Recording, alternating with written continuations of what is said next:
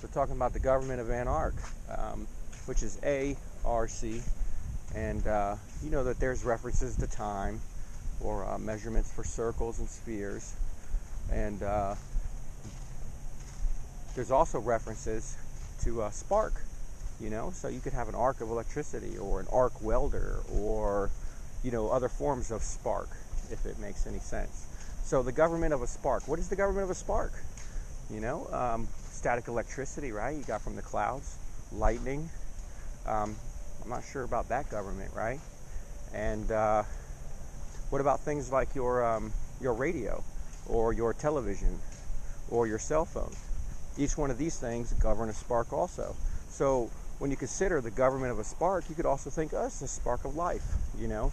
So the construction of the self and then the government of the spark. So understanding the construction of an object and then understanding the construction of a spark, or how something is assembled to govern a spark to some result, you know, perhaps it's a radio signal, watching television, you know, or even your, you know, something simpler, you know, for electronics. The government of a spark is a very complicated topic, and just like the other topic contains an arc law, okay, there's also an arc law, which is the ARC law, and this references some observations relative to the spark and, you know, perhaps its proximity to other people, or as applied to certain electronics, or as interference as part of radio or electromagnetic spectrums, and more. So while considering the government of a spark, it's important to also make references to all sorts of sparks.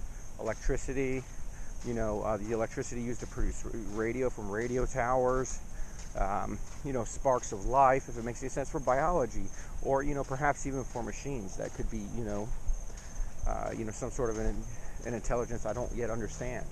The government of spark is also important because it references a lot of,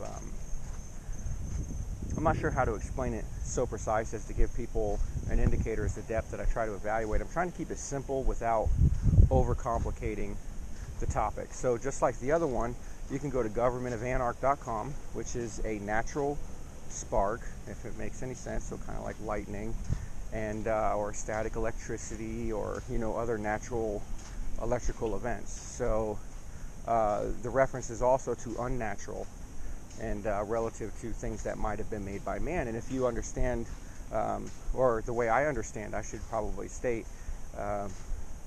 is that the gods might have said men are good, you know, but I'm not sure that he's stamped his approval on everything that men create. So I'm not sure it's limited to just men for some things. But anyways, in the next conversation, I'm going to talk about the government of anArc.